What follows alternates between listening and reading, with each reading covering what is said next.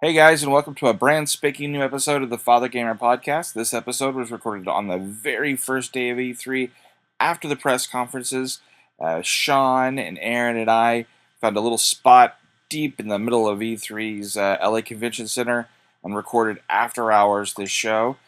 Please give us some feedback. Tell us what you guys thought of the press conferences. You can tell us at our Instagram, Twitter, Facebook at Fathergamer Productions. Follow these guys. These guys are great. And we've got tons more coverage of E3 coming. This is not the only episode. So guys, sit back, strap in, relax, pop some popcorn, and enjoy this episode of the Fathergamer Podcast. Welcome to the Fathergamer Podcast.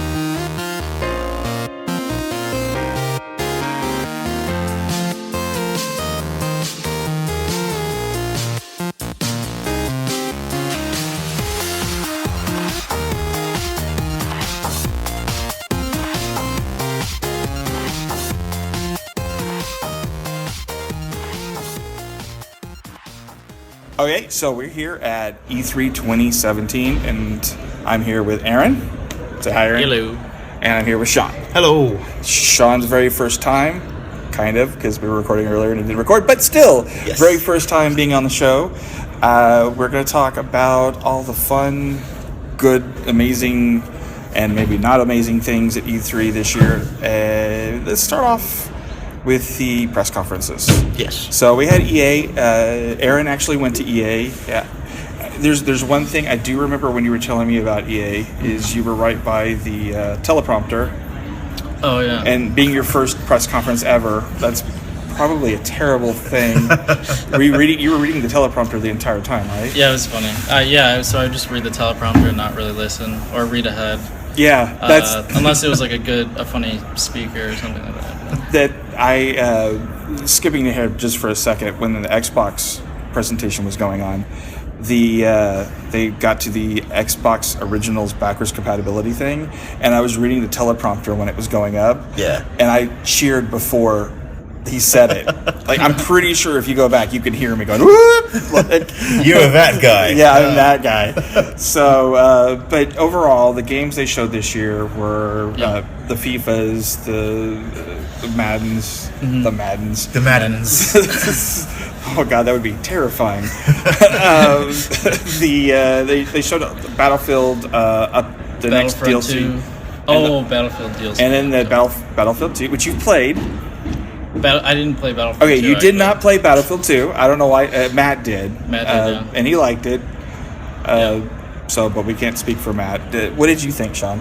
I was literally landing in LA at the time, so I had to check the tweets just to see what was happening. And out of everything that you just said there, nothing kind of resonates as much as the crazily named game called Anthem, which I don't quite get the connection between that word and what it is about, but it reminded me a lot of Capcom's Dark Void, if you can cast your mind back, where you kind of flew around with a jetpack. It was like Nolan North's first outing as a game, but from what I've seen, it looked like what Mass Effect Andromeda should have been, and maybe the A team was working on it and the B team was doing Andromeda. But it's cool. You get into a suit of armor, you can kind of fly around, jetpack yourself about and have lots of kind of epic battles, which look quite cool. But that's the only game from EA I've noticed that kind of was new and cool and unique, and I was happy to kind of check out.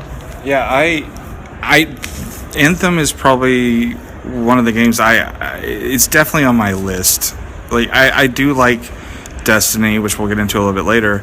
But Anthem kind of has that depth that I think Destiny kind of misses a little bit, and so I'm curious to see more of it and see how that goes. The next press conference was Microsoft. Yes. So, all right, if you go online, I mean, everyone has their opinions. I didn't find it as bad as a lot of people seem to. I thought they showed games. I mean, I don't want to throw away my Xbox after watching it, but I thought that the price point might be missing the spitball a little bit. It might not be on point for what it needs to be, but I don't know. Like, I understand. As soon as they start talking about how the system is made and the specs and all that stuff, they said it's the first liquid-cooled Xbox. Yes. And then they turned around and said it's also the smallest. Yep. And I turned to Aaron and I said it's because it's the smallest that it needs the liquid cooled. Okay. So that adds more money to it. Yeah. So, I mean, Yeah. yeah, if it had more space, it probably wouldn't need to be liquid cooled. I don't know. I might be wrong on that, but I don't know. What do you guys think? $500? Well, it's also the most powerful console It is that you would ever come across at this point of time. Ever. It's future-proof forever. Like, even has a whole thing named after some guy that's locked in a closet somewhere at Xbox. It's pretty cool because it just means that Sony can't say that their PS Pro is the most powerful console Oh, and they didn't. ever. They didn't at the press conference. I noticed there was a little bit of the change in some of the wording. That's fine. What do you? Yeah, I find it interesting that because they call it Xbox One X. Yes. It's like an acronym for Xbox. So Yes. Xbox and then One X. It's like, how would you shorthand it without just writing Xbox now? I'm pretty sure the next iteration is just going to be X. Like, at this point, it's just, or I don't know. It's just really weird. I had a discussion with a couple of game developers right before the Sony press conference about the Xbox. And it's funny, over the years, you have these companies, these console companies will try to outmaneuver everybody with what the name of the console is. So I mean, you had Scorpio, now is Xbox One X. Yep. You've had Katana, which was the Dreamcast. You had the Dolphin, I think, which was the GameCube. Yep. And even there was stuff with the Xbox One originally being called Infinity. Yeah. And it's kind of like they go out of their way. There's no way you're going to guess Xbox One X. Yeah. Like, no, I never saw that anywhere. Does it not remind you of New Roman numeral for 10 as Yes. well? Yeah. So I was a bit confused at first. There's probably some, like, double calling, like, some, like, I don't know, something with it. Overall, though, the games, they said, okay, 40 games. Yep. And I was like, okay, I'm sitting back. This is going to happen. We're going to see how this is. And I didn't feel 40 games, but... No. But it did say it was going to have 22 exclusives as well, which was what I came to see, more or less. Yeah, and again, I don't feel like I want to get rid of my Xbox. And there's some great creative stuff I saw. And I'm really big into creative gaming. I know they were pushing a lot of stuff for Twitch. Well, no, sorry. Beam. No, sorry. Mixer. Mixer, yes. Which, by the way, Mixer's giving away fidget spinners. What? Yes. Are you actually serious? Yes. Tomorrow morning I'm going by there and I'm getting a fidget spinner. So, Show of the decade. yes, I'm telling you. It's like I can leave happy man getting a fidget spinner from them. You're going to terrorize Texas. I'm gonna stand right outside their booth and go FSL, fidget spinners for life. No. There's a guy that's also selling them down right in front of the thing, and I kind of almost want to do a video with him. Wow. Just like, fidget spinners for life, and just drive my daughter nuts because she hates them so bad. Oh no. Man, for those who don't know, if you check out my Instagram, my daughter threw out my fidget spinner while we were driving. I mean, why were you using it whilst you were driving, though, Eric? Why don't you use it while driving? Well, because I don't want to crash the car, surely. Unless you're really skilled. I'm really skilled. Ah. I played a lot of Forza, which they showed at the Xbox. I see you like that. Yes. That segue. Oh, it hurts. Oh, It was a whiplash. Just like if you're driving that Porsche in Forza. Oh, which, no. yeah, why do they keep showing cars? Because cars is what makes America happy. But most of the Americans go, It was a brand new car. it's a beautiful car. It's a Porsche, and it's beautiful, but I don't know, did you... I mean, there are people in that audience that probably like had to leave at that point and go clean up, but it's. I was just sitting there going, okay, show me more games. It's Well, for once, I noticed that Microsoft didn't do the whole TV and sport thing that they did several years ago, and I was really happy because in the UK, the most sport we would ever get was FIFA or Pro Evolution. And if you're lucky, maybe some people love Madden. But that used to be like a good chunk of previous Xbox conferences. So I was just happy to see game after game.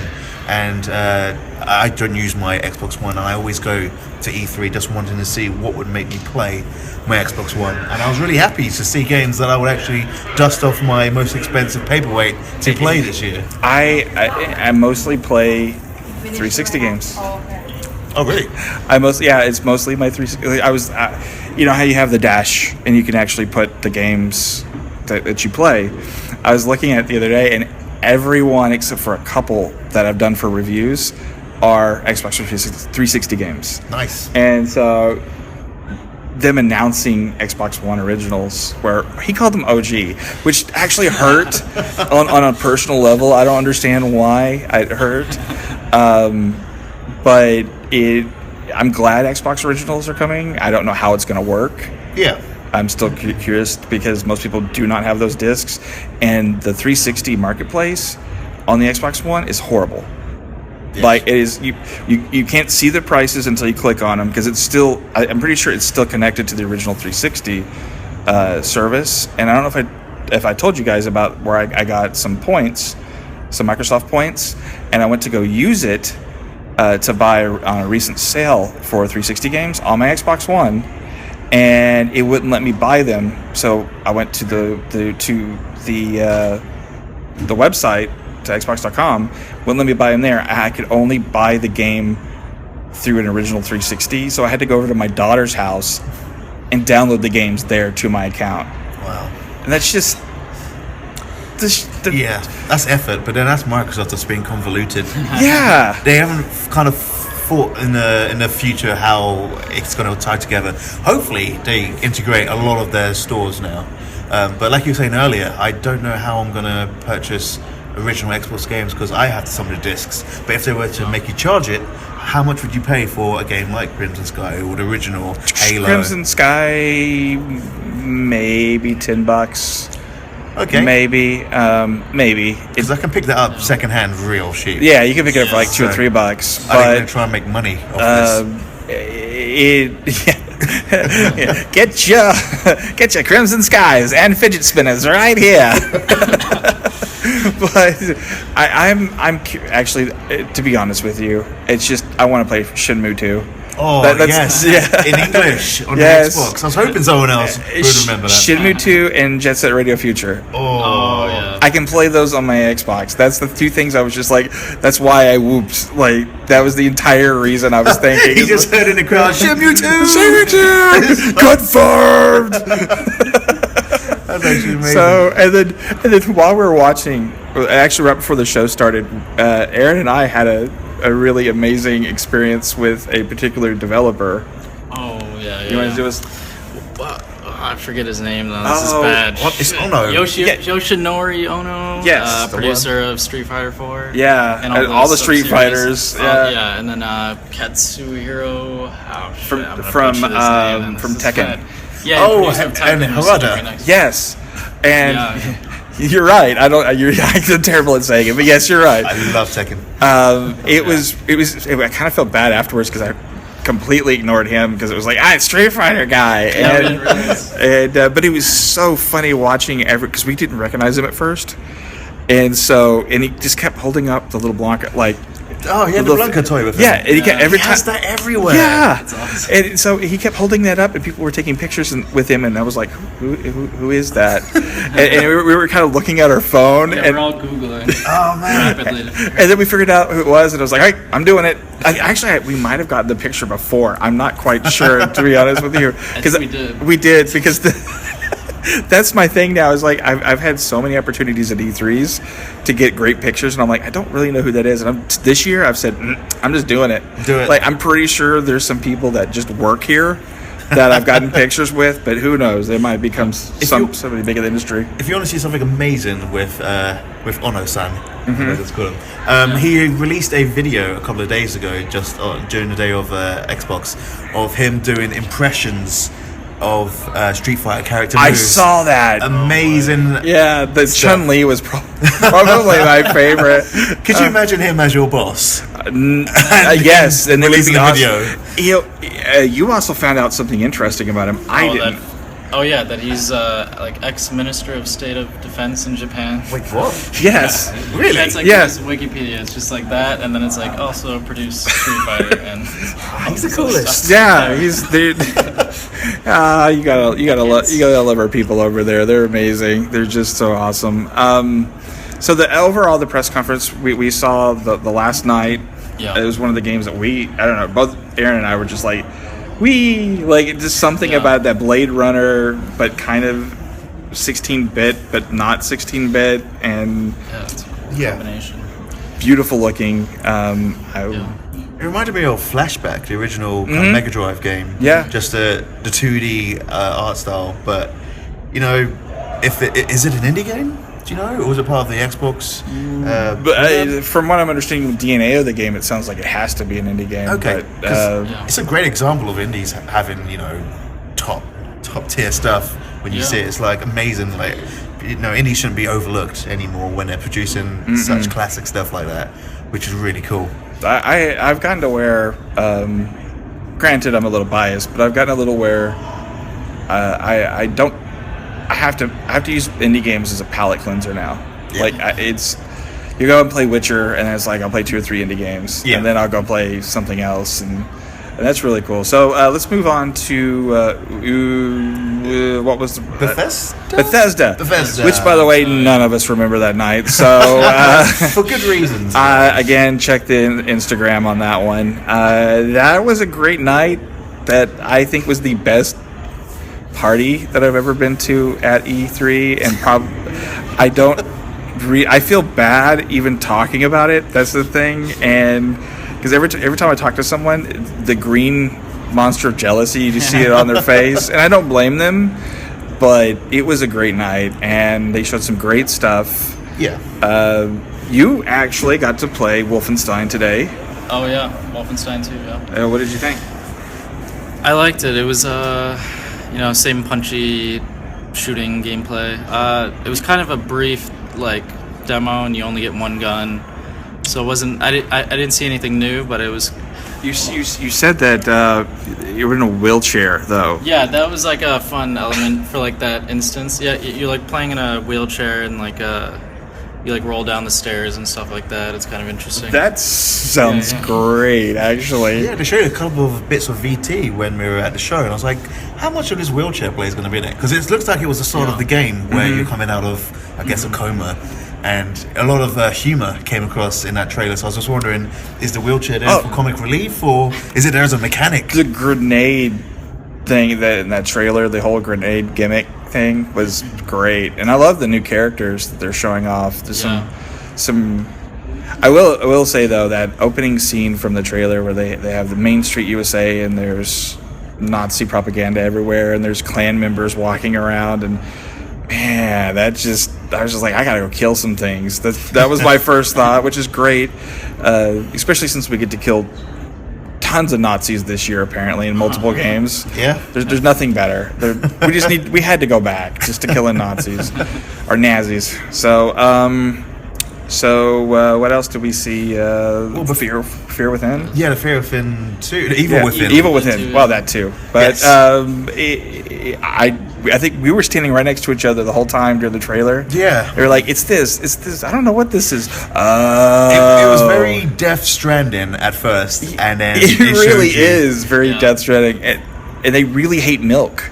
That's our Elmer's glue or something. Well, apparently, a colleague of mine, he was standing near the back, and when the V, because everything was done on VT this time, so I forgot the guy's name, but he came out to introduce the whole show. And then everything was done by the VT showing you Bethesda Land. And it got to the end where it said, and finally, under construction, we want to show you some new stuff. My colleague said that this guy just passed out in front of him. And we don't know why, but apparently a lot of people missed the whole Evil Within 2 stuff. But I like to think that's because, Bethesda had some new IPs coming out there, and a sequel there. So it was like, that's amazing, but also quite sad. But, it was a great 45-minute show, in fairness as well. It really was. I really liked everything that happened. I personally liked everything they showed. Again, people have opinions, and I've heard a lot of back and forth, but I mean, I love Skyrim. Yep. And Skyrim's coming to the Switch. Yep. And I can use my amiibos. And I heard today at the Nintendo Treehouse, they were talking about more amiibos being able to be used. Really? So that was pretty cool seeing Link. Yeah, I mean, Oh yeah. it's funny because I've been fighting for the last year since they've added the mods with the Master Sword anyway. And so I was like, well, finally it's legal at least. Feeling, the achievements are going to count. Well, not on the Switch, but on the new Creator Club thing they added. Yeah. Yeah, that starts this summer too. Really? Yeah, they said this summer. So we're going to get new content and achievements and trophies and all that counts. So that was really cool. I really enjoyed it. Anything else with Bethesda you guys want to talk about? Or The tequila was cool. the turkey legs that we didn't finish. The turkey legs. I didn't finish the turkey leg. That's all you gotta say. And there's pins. We went running around getting pins. Yeah. Apparently there's about 6 or 8 to collect. Eight. I heard there was 7. There's 8. There's 8. Was it really? Yeah. I only got 7. Yeah, I got 7, and so I don't know what the 8th one is. So they had Ferris wheel. Yes. I mean, that's just a crazy thing. Real working Ferris wheel. They made a little kind of carnival Yeah. in 2 car parks joined together, and it looks seamless and perfect and cool. It was so weird. It was awesome. Even down to their uniforms. The people were wearing the T-shirts and stuff. Yeah. Their name tags were oval, just like at Disney. Yeah, I remember pointing that out. And so I was just this was cool. And yes, I had tequila for the first time in forever too. So that was, and the Chainsmokers played. Yes. Which was great to hear my daughter scream when I was like, she was not a happy camper with that. So let's move on to which would be Ubi, I guess. Yeah. Okay, you guys have to tell me what happened since I was stuck out in front of the lobby. So I was working, so I heard. I'm probably not the best person. I think most of us. Okay, this is what we know: Rabbids and Mario. Yeah.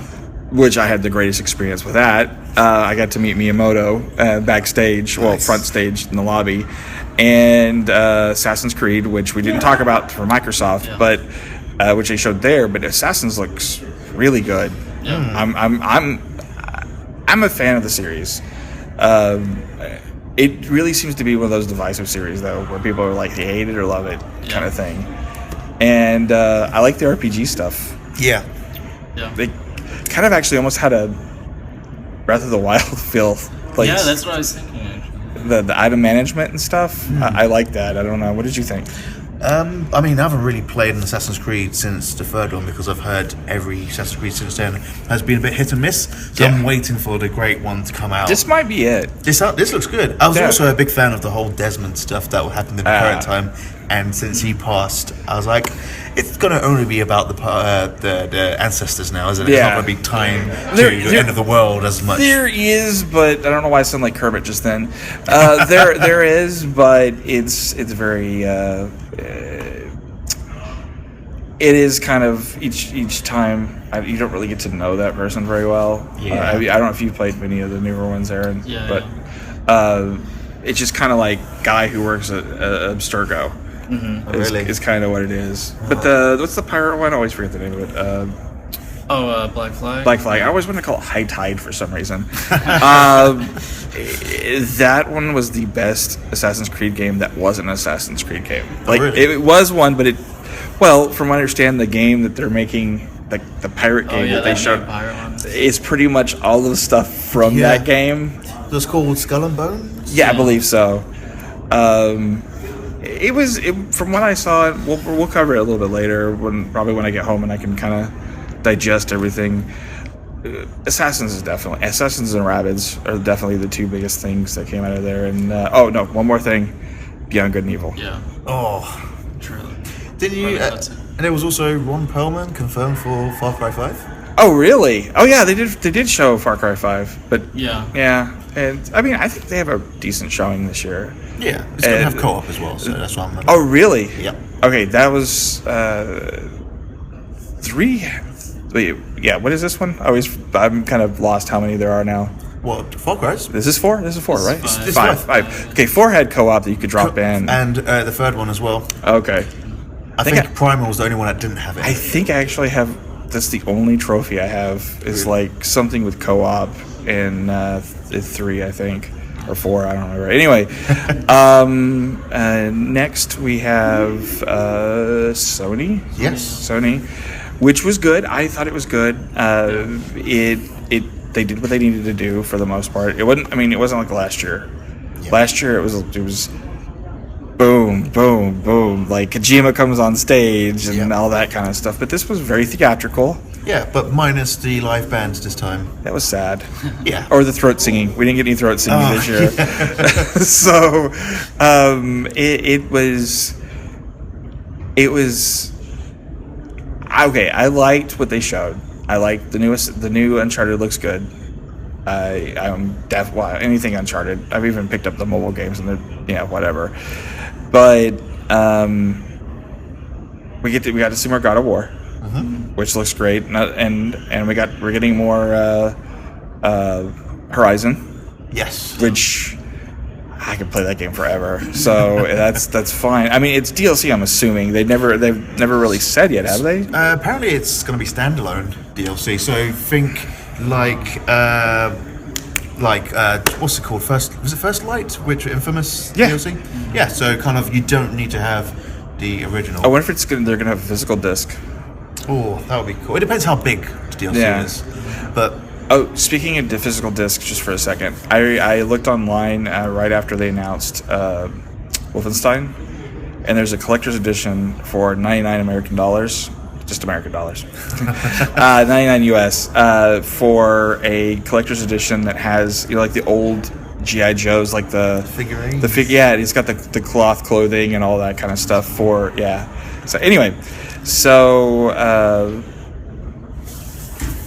I liked the press conference.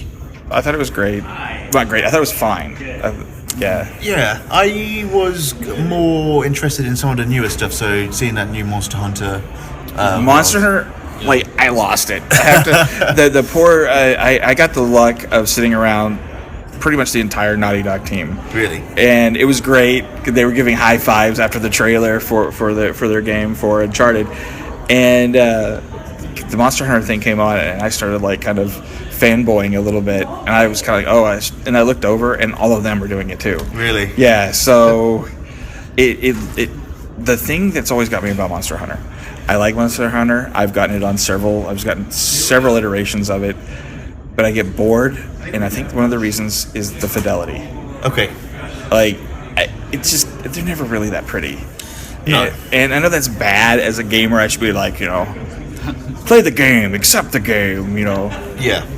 But Monster Hunter's always been a game that focuses on more of the mechanics and the detail on how individual kind of monsters work. So I was only brought onto it a few years ago as my first, and I was described the game as you can see a silhouette of one of the monsters in the distance, and just from the way it moves and the way it kind of shuffles, you can tell exactly which monster it is because the amount of detail that goes into those characters and the monsters. So the detail isn't really always been about the graphics, but more about the mechanics and how everything moves. And I understand that. It's just at the same time, I'm, whatever. I like pretty things. You like pretty things. And seeing the new Monster Hunter, I'm like, I like pretty things. Like, it's very pretty. It's very, very pretty. Spider-Man. Yes. Yeah. What do y'all think? Like, So, if I'm going to start with another comparison, I love the Batman games, and it eventually got to the point where Arkham Knight was pretty, and it was cool, but I needed something different. And Spider-Man felt like it was a next step up from how combat worked from the Batman series. Oh, it definitely feels Batman-y. Yeah, but mixing with a hint of how the Uncharted kind of epic popcorn moments that you would have in there as well. So, imagine Batman with a bit of Uncharted, have the humor of Peter Parker, and you've got that game, and it's just, I take my hat off to it's Somniac. It's amazing. My only thing was the potential of the on rails that I was a little worried about. Like, I want to be able to swing around Manhattan. I wanted, I want that feeling, but at the same time, do I really want that feeling? Because sometimes those big open worlds don't give me exactly. But I don't know. I'm like so. It just didn't feel like it was open. I know it was a slice, a vertical slice of what was going on. It's just, I kind of want to see more, but I love Spider-Man, so it's. Yeah. I don't know. We'll definitely see more. Anything else from Sony you guys can think of that we... I was pretty excited, but then at the same time, the more I think about it, with the Shadow of the Colossus remake. yeah. Oh, I forgot about that, I yeah. love Shadow of the Colossus, but I didn't think I need to see it again. Yeah. They had a HD remake on the PS3, Okay. which was great, but apparently if you watch this trailer more and more, you'll notice that it wasn't the prettiest. Yeah. And a lot of people have been speculating, thinking, yeah, it looks great. It's the name that we want to see, but is it the game that we actually wanted? Yeah. And a part of me, a fanboy in me, is like, yes, I want to be able to see a new generation of gamers playing it. But at the same time, I've comfortably put that to bed. And that memory of how great it was is still kind of untouched with a bit of nostalgia. You know, when you talk to movie critics, there's this thing of pre-MTV and post-MTV type of world. And now you add to that pre-YouTube and post-YouTube and the attention span of people. Shadow of the Colossus is pre-YouTube. So I wonder, because it is a slow, kind of, not monotonous, but it is a slow game. It is a slow burn for that game. And I'm curious to see how it plays nowadays with the younger generation. And I'm just curious. Yeah. Actually, I say younger generation. I'm the same way. Like, because we're all cell phone, YouTube, bored in 15-second type of people. So that's just the way it works now. Anything else? I'm a big fan of David Cage, so seeing Oh, Detroit. yeah. Why are I? Yeah. Okay, I'm going to be honest with you guys. It wasn't very long. I did fall asleep while I was there. Oh, really? I was so tired, and it was. I think it was actually during the whole Detroit thing, and I was just sitting there, and I kind of nodded off, and I leaned over on this guy that was next to me, and he kind of goes, "Ugh." Was it one of the guys from Naughty Dog? No, it was a Sony guy. Oh, right. And okay. I think he thought I was making fun of Sony. Oh, no. But I wasn't. Like, this is so boring. It's like, dude, I've been up since 4. So Detroit looked amazing. What the best thing from about what I it? saw, it looked great. It looked cool, but at least it showed a different kind of story this time. So from what we saw previously last year, you playing like a kind of detective trying to stop, someone taking a kid off the roof. This time around, you saw a different side of the law, where you're part of the rebellion team trying to rescue the other AI bots out there, but you still have choices to kind of be passive or go full out rebellion with this as well. So it was great to see that it's not just going to be a linear story. And I love David Cage's stuff. Oh, I do. And some people also dislike it a lot, and good to see that from this story that we just saw in E3, a lot of people kind of brought on board, they're like, there is more to do it rather than just one person's quest with good and bad like you get in a traditional kind of Telltale game. So we have different sides of the law now, and it looked really cool, and it was pretty as well. It's kind of like David Cage does Deus Ex. That's kind of how I felt. Like, and I enjoy that completely. Like, there's nothing wrong with that. Yeah. I'm excited to see a lot more from that game. And like, okay, what is your favorite David Cage game? Heavy Rain. I based my dissertation on that game because I was basically blurring between film experience and a game experience, and I like to say Heavy Rain isn't so much a game experience, but more borderline between the two. So Heavy Rain is really close to my heart. And Heavy Rain is probably the game that is used more buttons at one time than any other game in human history. There's a point where I'm pretty sure you have to tape part of your controller. Yes. I actually really like his games. Because they're so narratively driven. Yeah, and they're always focus points as well. Your opinion? I'm excited for it. I'm curious to see how much or what they change with like the gameplay, or how that it plays differently than like Heavy Rain and all that. Well, Beyond Two Souls and what was his first was Fahrenheit. Over here it was called Indigo. Yeah, Prophecy. Yeah. Actually, I have a copy of Fahrenheit. Like, I don't know where I picked it up. It was in the States too. I picked it up somewhere, and I was like, "Yep, mine." Sort of like Harry Potter and the Sorcerer's Stone is what like it was Philosopher's Stone or something. Sorcerer's Stone for us philosophers for you guys. Yeah. So I don't know what that is. I've never understood that. But anyway, I like how we get the Harry Potter back to David Cage, which totally should make a Harry Potter game. What else did you guys see? You haven't got to play anything because you're repping this time. No, but I would like to play about Destiny 2, just because Destiny is like a guilty pleasure, but vanilla Destiny when it first came out was very kind of linear, limited what you could do, and until they updated and got to the Taken King, they replaced what's his name with Nolan North, the guy from Game of Thrones, Peter Dinklage, Dinklebot. When he got replaced and he actually expanded on the story and actually kind of tethered a storyline together, I thought, well done, Bungie. You've got a great game. Let's just hope that out of the gate with Destiny 2, it is that quality. I'm still so sad I didn't get the collector's edition because that's the only proof that Peter Dinklage did it now. So they had the little Destiny's one of those things. It seems to be. It's almost like my Madden or my FIFA. I play it every year for about a month or two. Yeah, and then I'm done. And I'm hoping to will keep me aboard a little bit longer.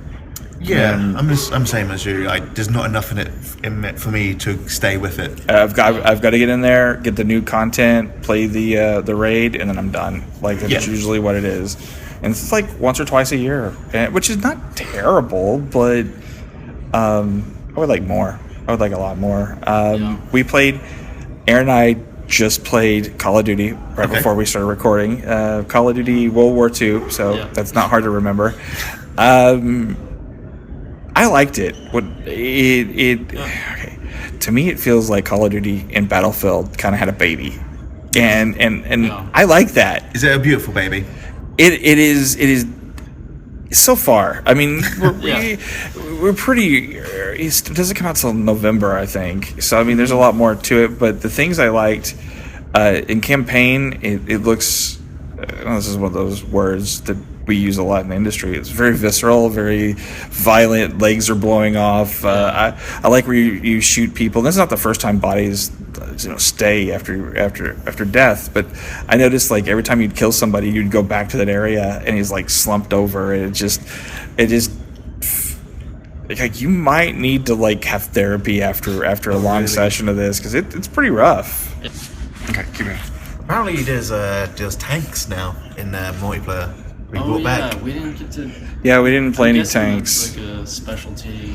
What we played in the multiplayer was deathmatch, team deathmatch, which by the way I don't remember. I don't know who the name of the kid is, and I need to remember what the name of the guy that played with us on our team. He's another podcaster, media guy. There was a kid from one of the Disney Channel shows that was in there.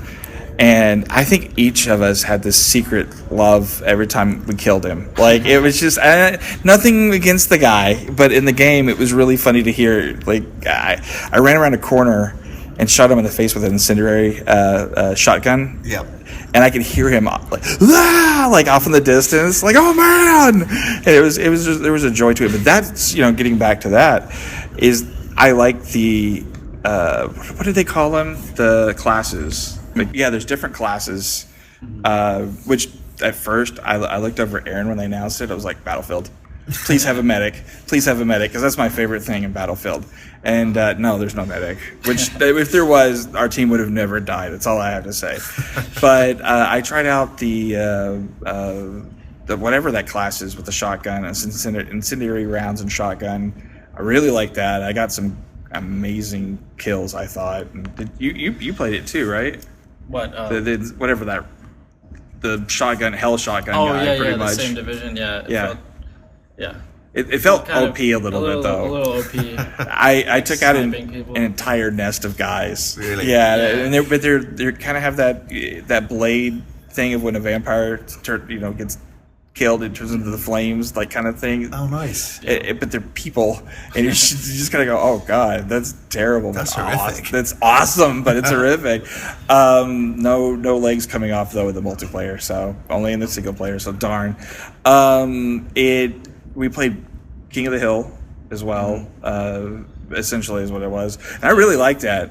Yeah, On that's that fun. that map was really really fun to play on. It had I went all the way around the map several times and found all these different really cool pathways you could take underneath stuff, and I was like, this one feels right so far. Like they kind of said, okay, screw it, we're not trying to compete with Modern Warfare except Battlefield 1, but but Battlefield 1's like epic. It's just huge spaces. There's just a lot of corridors and stuff like that with this one. And then the house one, what was that one called? Where we had to defend like what the objective was. I think it was objective. I think it might be actually what it is. Was that what it's called? Yeah. They had different lines. Like we had to defend this house area, and they had to take it over. And it was rough. It was fun. like we barely won this one. And apparently, if you lose one part, you move back to like you have to stop them at a bridge, and then you have to. A bit like Conquest. Yeah, very much like a Conquest. And I really like Battlefield, but I really, I really enjoyed it, and that's probably because I'm such a big Battlefield fan. I really liked it, and yeah, you played some Destiny. Oh yeah, I did play Destiny. That first intro mission that they've showed a while back. Yeah, I mean it still plays sharp. Like the core mechanics were never the problem. Yeah, it was just like the single player demo, and I don't know. I still want to see like how they're gonna handle like the World Hub, and just all that different type of stuff, questing and all that. Which you didn't get to see. I was, because I was so excited. We're gonna play Destiny. That's awesome. It's on PC. Well, hell, like I'm not gonna be able to play that. My hands are stupid with a keyboard. So I'm terrible at keyboard shooting. And so I mean I thought about playing just to walk around and like just walk into walls and stuff, but or look up into the ceiling the entire time. This is great, guys. But again, we'll have to see with Destiny 2. I mean, I have it reserved. I'll be honest. Nice. Yes. The moment it came up, well, they had a little Cade action figure if you reserved. I was like, okay, well, I'll do that. So if I must. And then I got to play some really cool games today that you actually represent.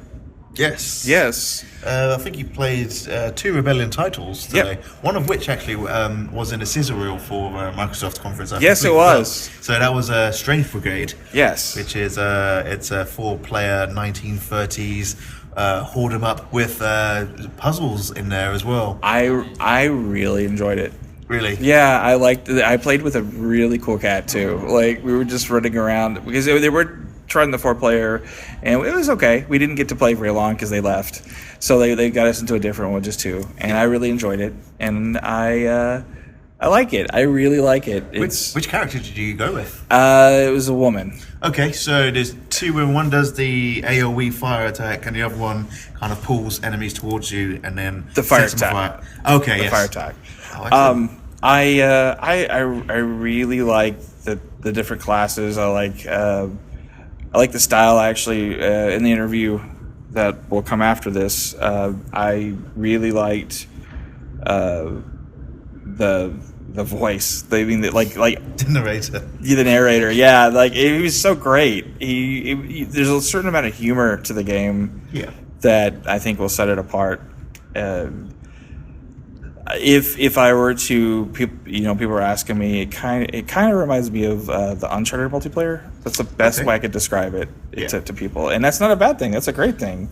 Yeah. I mean, people play it all the time, but it's better. It is actually better. Yeah. We try to separate it away from Zombie Army Trilogy because Zombie Army Trilogy had the sniping mechanic, so you had like the X-ray cam. Yeah. But removing that, what could have been replaced, and that was the power-ups and the quirkiness of it as well. The thing I like though too is the whole Saturday matinee vibe. That it was. It's fun. It's really fun, and I'm probably gonna get it and play it.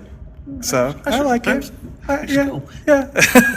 And you also tried out Rogue Trooper. Yeah, that wasn't fair because I'm a huge fan of 2000 AD, and It's pretty much half the time I was there was talking about 2000 AD or playing that game, and it's great. It's the original one came out in 2006 or 7. I can't. 2006 on 2006. PS4, GameCube, and Xbox. I never got to play it back then, so it was nice to play, and it looks nice, and I don't know. I'm hoping now that they're the front runners for 2000 AD, that people outside of the UK and weird parts of like Europe, because I've seen it in some weird places, will be fans of all of the titles, because there's some great stuff out of that series. But I enjoyed it. I enjoyed it a lot. So, you guys have anything weird, cool happen so far? I mean, this is technically the first day. That's the weird part. Yeah. So much has happened. I would say, because we skipped over Nintendo. No, we didn't. Yes, we did. Okay. I was gonna say, because that's kind of weird and quirky, because they have a huge presence in the West Hall. Yeah, they do, and we can't get to it. But, you can't get to it? Yeah, we can't get there at all. It's weird this year compared to last year. It feels a lot tighter in the hall. I can't really get around as much. It's because there's more people. Well, that too, but it feels. I mean, the actual spaces of the booths, they feel tighter together this year. Like, they're not the same shape I've seen for the last couple of years. And it's weird to kind of go away from, I don't like change. So get off my lawn. But the booth itself looks awesome. I mean, it's like a little miniature town. Built there. I like the Mario tank. The stuff they showed at the Nintendo press. What is it called? The press conference keynote. Well, yeah, but they have a weird name. But anyway, it's Nintendo. Treehouse. Well, the Treehouse. Yes. They showed a bunch of gameplay of Mario today, and I like I don't know if you guys seen where you can use the hat to take over things. Yeah, that's cool. Yeah, you throw the hat and take over, like, it's Bullet Bill, one of those guys. Yes. Yeah, you take over Bullet Bill and, like, Goombas or whatever, and basically move them around. He has a possession hat now. Yes, he has. That's terrifying when you say it that way. Yes, that's quite scary. He has the ability to tear snow. Could you imagine Oddjob from throwing his hat and taking over people? Now, Mr. Bond, you will die. Walk off the cliff.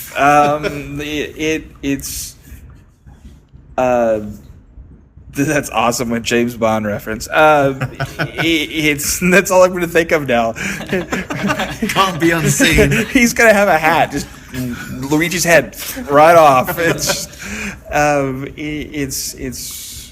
I saw a really cool mechanic, actually. Mario is 3D, and you can go to certain parts, like little kind of tunnel tubes, whatever you call it, the plumbing holes. Tubes. I like the plumbing holes. Plumbing holes. The ones that he normally goes into. And then it kind of... I'm here to fix your plumbing hole. That's the wrong kind of show you're watching there. Yeah, delivering your cream. but it kind of transitions from a 3D platformer into a side-on kind of 2D original. And that looked really cool. It reminds me of, what was the Link Between Worlds? Was it? Yes.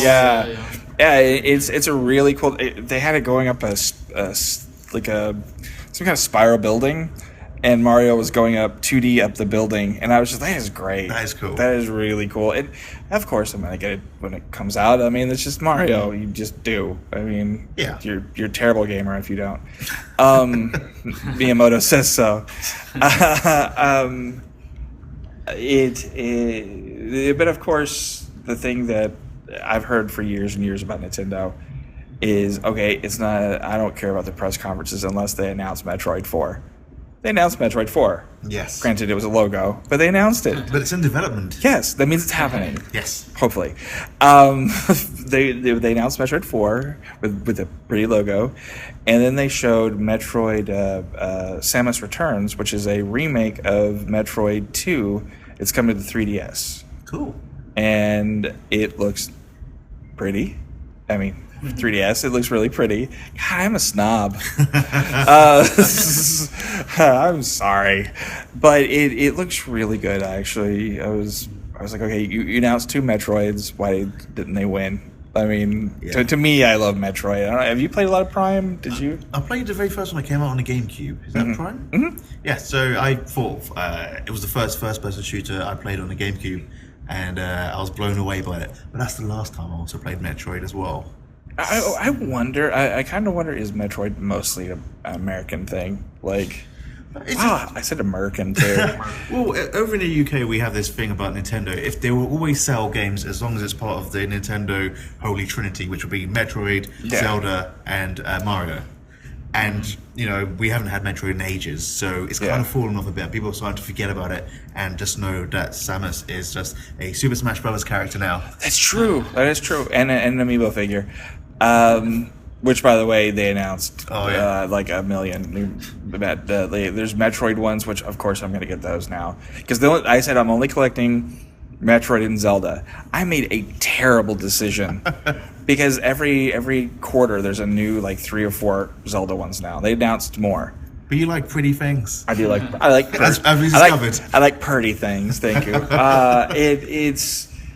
They announced some functionality with the new Metroid figures with the game and with 4, and of course with 4. I imagine there'll be another slew of them when 4 comes out, but also with the Metroid Samus Returns. So, cool.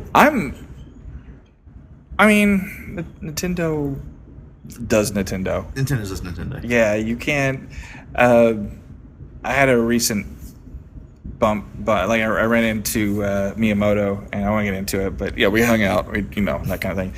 But I mean, I've seen him a couple times, and he's a quirky, cool guy, and it's kind of like Nintendo. They're like a quirky, cool person. You just kind of go, do your thing. Let's go on, just make a handheld that's not a handheld. Just do your thing. But it was funny though. They were showing off the Samus Returns, and they're talking about how beautiful it is in 3D. But they're turning around and selling the 2DS. So it was really weird. Like, you did see a lot of that this year too. Microsoft, you saw let's talk about the price cut for the Xbox One, and then in the next breath go, for double that amount, you can get an Xbox One X. So, how are 4K TVs? Are you guys seeing a lot more over there? Yes. Okay. It's most people are using it for film as well, though. Okay. But the gaming side of things, people are picking up, and it's not too pricey. It's gotten really cheap here, actually. It's the new HD. So yeah, it is. It's pretty cool. I mean, my flatmate has one, and it's not even that big. So it's it's there. It's replacing TVs, and people have the consoles now, hopefully, to push it. So and PCs as well. 4K monitors are pretty cool. I'm curious to see how well it's going to sell, the Xbox One X. Yeah. I think that overall this year, that's one of the things that I'm really curious to see what that burn's going to be like. I mean, the only thing I can compare it to is, on the Sony side, is the VR. Yeah. And they seem happy with they said they've sold over 1 million. They're happy with it. Yep. And I'm starting to see more developers, talking to them. A lot of stuff hasn't been announced, but you're seeing more stuff being in development for PSVR and Oculus, and Oculus is also dumping a huge amount of money into games right now. So overall, we've had a pretty good time so far. Me and Aaron, you got to hang out and talk to people and be. You've had fun. Yeah, this is great. And you're in America. I'm in America, and I haven't been done with great portions of food yet. Well, we have to go figure that out next. So, well, guys, thank you for hanging out with me and talking E3. And where can people find you? You can find me on Twitter. So it's literally my name, Sean, Sean, and my surname, Labode, Labode. That's the easiest way to find me. So, and also I work for Sold Out, which is also at Sold Out, as we do publishing. Are you doing shows still anymore, or I haven't seen much lately? Are you still doing any show? I've put the shows on a bit of a pause at the moment. Okay. So, but you can check out old shows, right? You can check out the old shows. We do our sports more quarterly now. Okay. So as you might remember, you came on to talk about Star Wars. So sick. I was so sick that day. Like, I had mono. Oh, really? Yeah, I had 103 fever when I was talking to you. Ouch. And it sounded completely fine. Thank you. I don't remember half of it, so... There was a lot of editing and swearing being cut, and off-topic subjects. I'm joking with you, Eric. Okay, I was actually thinking about it. I mean, I remember something about lightsabers, but I don't... You were very passionate about something that you loved, so... Tarkin. I remember Tarkin. Ah, yes. Yes, I was like, there's not enough Tarkin. And then they made Rogue One, and there was a creepy Tarkin. so I was like, never mind. I'm good. I don't know why they listen to me. Obviously, they listen to your show. Aaron, where can they find you? I know you say this every time, but I don't use Twitter much. I know I don't. Aaron Cinnelings at Aaron Cinnelings. Yeah. Yeah. And I'm occasionally on Twitter.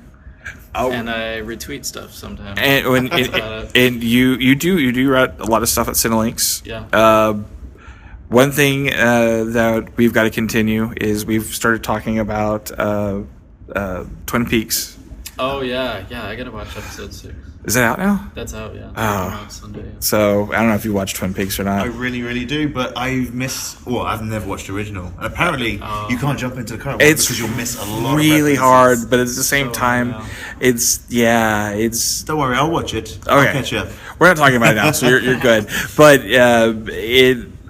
I really feel like I need to be on medication after I watch. Oh, really? Yeah, I'm caught up. Except the first 4 episodes were caught up, and it's really weird. Like I feel like it's one of those things that I watch and I go, okay, I'm smart. I know I'm smart, but I don't feel smart when I watch it. Like I don't get this sometimes. There's like the art thing when you go to an art show and everyone's like, this is the most amazing thing you've ever seen, and you're like, I don't get it. I like it, but I don't get it. But that's just because you're trying to get to David Lynch's head. There's no plastic. You can't. No one can. Yeah, it's like he can't even. So, but anyway, enough about that. We're gonna end this show. Thank you guys for listening. You can find me at Fathergamer pretty much everywhere, and thank you guys. And as always, achieve greatness. I don't know why I said it that way. Is that Kermit again? I guess so. Let's go for some shiny things for Eric to go chase. Yes. Okay. See you later.